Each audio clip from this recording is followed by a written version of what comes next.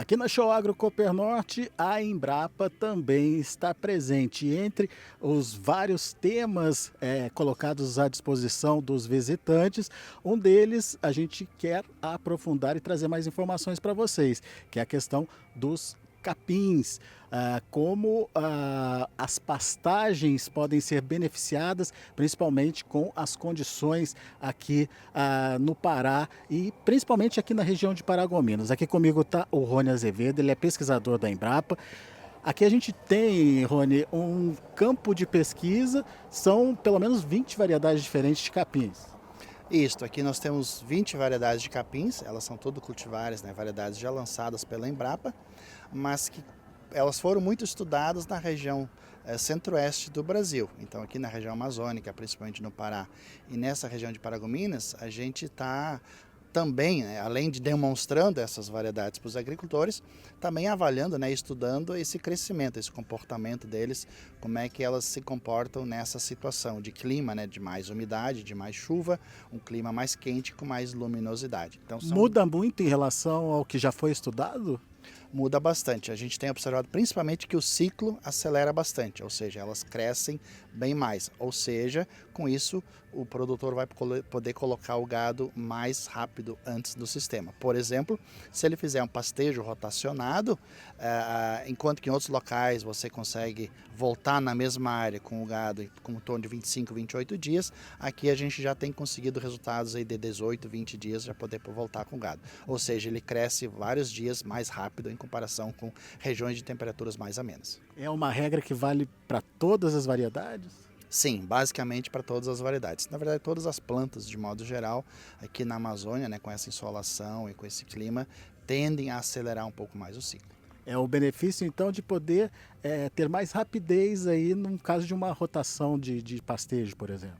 Exatamente, exatamente. Você consegue, com isso, ao longo do ano, produzir muito mais matéria seca e, consequentemente, ter muito mais alimento para a produção de carne ou leite, por exemplo. E aqui, nesse caso, a gente tem várias variedades do gênero Brachiaria, temos várias variedades do gênero Panicum, temos uma variedade do gênero Cynodon e temos também do Penicetum, que são os capins elefantes. Temos duas variedades de capim elefante, que é o BRS capiaçu, que é para corte e fazer silagem, oferecer para o coxo verde. E temos também o BRS curumi, que também pode ser usado como pastejo, assim como os demais capins. Você estava me dizendo que não dá para eleger o melhor da região, mas dá para entender aquele que se adapta à necessidade do produtor. Como é que se faz isso? O que o produtor tem que ter em mente na hora de escolher o capim dele? Isto. Então, assim, não existe uma regra geral, uma receita de bolo de ter realmente o melhor capim. Todos são bons, até porque eles já foram lançados e registrados para serem usados no Brasil. Então, o que a gente ainda não conhecia era esse comportamento, né, esse crescimento aqui na região amazônica para tentar estudar um pouco mais. Então, o que a gente tem? De modo geral, os capins do grupo das braquiárias são menos exigentes em termos de fertilidade em comparação com os do gênero pânico. Claro, isso não quer dizer que eu não devo adubar o gênero braquiária, pelo contrário. Se eu estou numa área muito pobre, nenhum dos capins vai crescer. Ele poderia crescer, produzir muito mais matéria seca se eu fizer uma correta correção do solo e adubação. Bom, você então diz que a braquiária é menos exigente, mas isso não significa que não precisa ser adubado.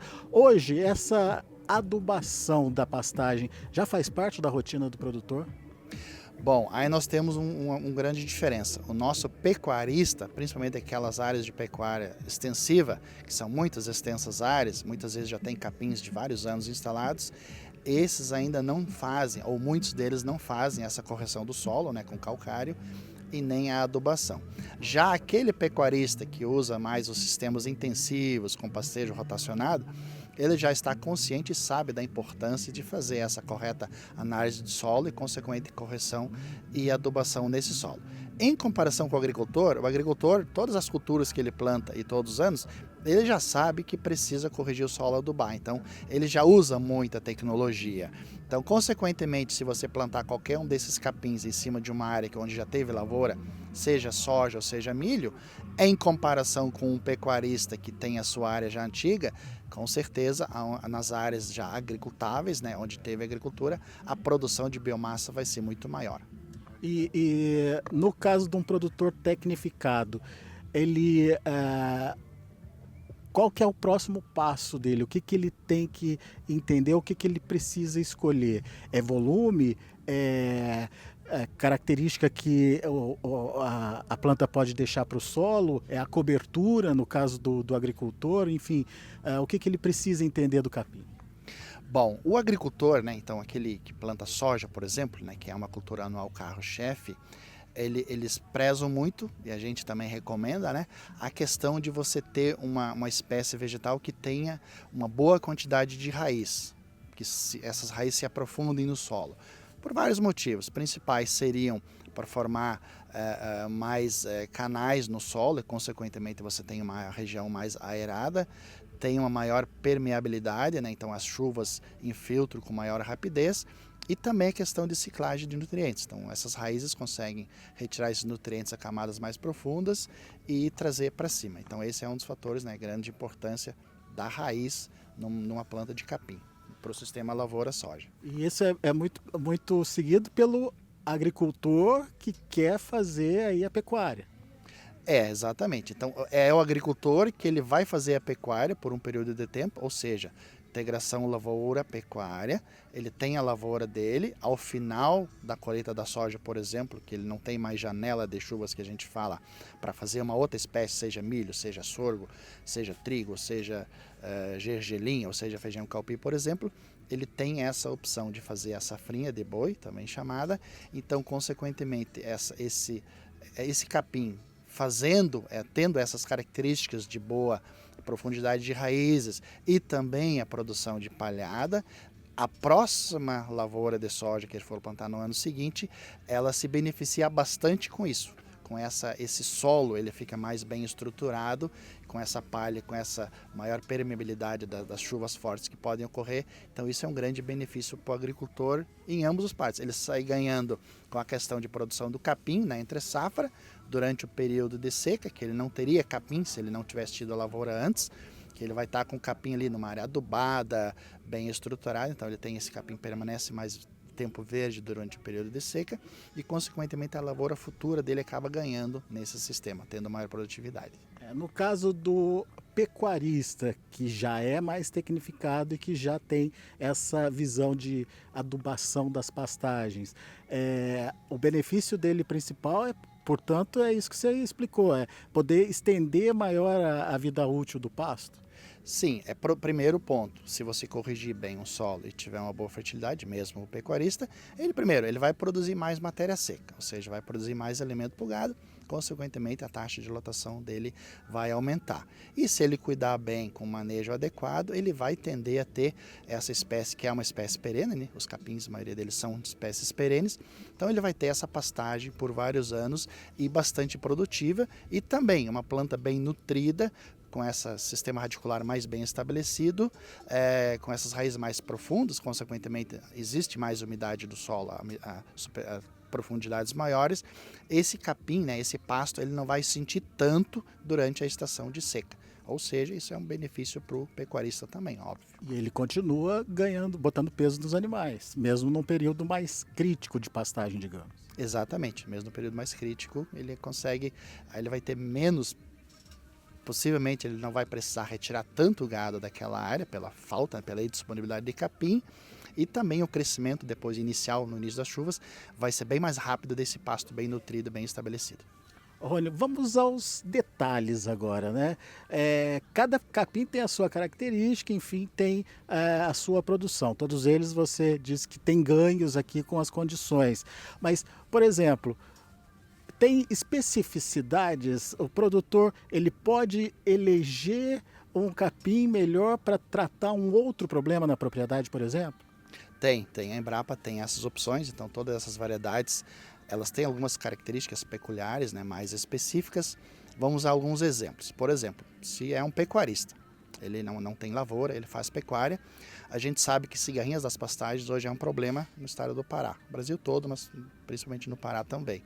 Então a gente tem uma variedade, né, que é o BRS Piporã, ela é resistente à maioria das cigarrinhas, ou seja, as cigarrinhas não vão causar tanto dano nessa espécie em comparação com decumbens, por exemplo, que é uma considerada muito suscetível, né, às cigarrinhas.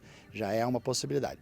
Segunda possibilidade, eu vou fazer uma área, ou eu tenho uma área que eu não tenho tanto recurso, não vou conseguir investir tanto, eu vou plantar o quê? As braquiárias ou os pânicos? Daí, nesse caso, se recomenda as braquiárias pela questão de terem maior rusticidade. Não vai muitas vezes produzir tanto quanto um pânico, por exemplo, mas naquelas determinadas situações elas são a melhor opção.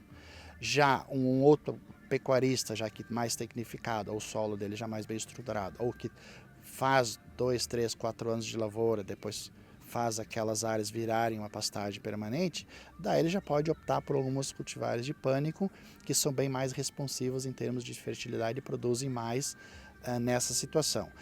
Eu sou agora um agricultor que estou plantando soja, milho, safrinha e eu quero colocar um capim no meio, ainda fazer soja, milho e ainda ter um restinho de período, né, no início da seca ali, de capim pulgado. Aí nós temos duas opções que são bastante utilizadas, que é a Braquiária rosisiensis e a Braquiária piatã. E também temos algumas novas tecnologias, por exemplo, foi lançado pela Embrapa Agropecuária Oeste do Mato Grosso do Sul, que é o sistema Antecipasto. É um estudo bastante recente, os estudos já são mais antigos, já tem mais de 20 anos o início desses estudos, mas eles se intensificaram nos últimos 4, 5 anos e agora a gente já tem essa tecnologia, que nada mais é do que plantar capim junto com a soja, também durante o período com a soja. A gente já tem isso bastante consolidado, bastante difundido com a cultura do milho, mas agora a gente está vendo também como essa tecnologia, que chama-se Sistema Antecipasto, para ver como que ela se comporta também aqui no estado do Pará. Nesse caso do sistema Antecipasto, o que está sendo preconizado? O que a pesquisa tem mostrado? Bom, aqui então é uma demonstração, né, desses estudos do sistema Antecipasto.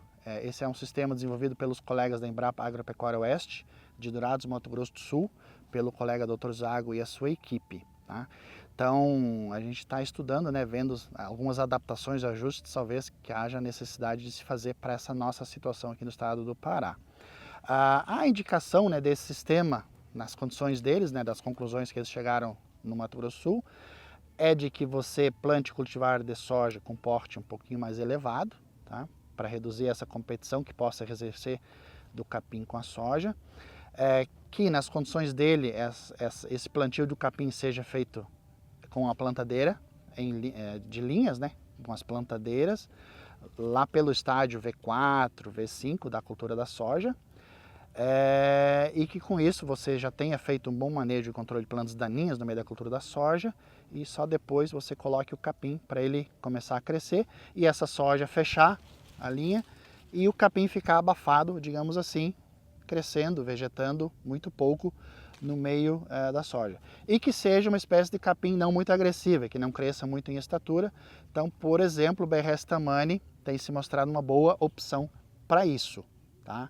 Então, um outro cuidado então, que tem que ter na hora não é possível realizar a dessecação da cultura da soja para colher, porque se você dessecar a soja, você acaba comprometendo, né, matando o capim.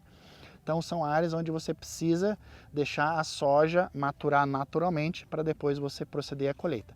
E segundo os resultados na situação deles, 2 pontos muito favoráveis são: primeiro, esse capim do meio vegetando durante o ciclo da cultura da soja não compromete a produtividade da cultura da soja.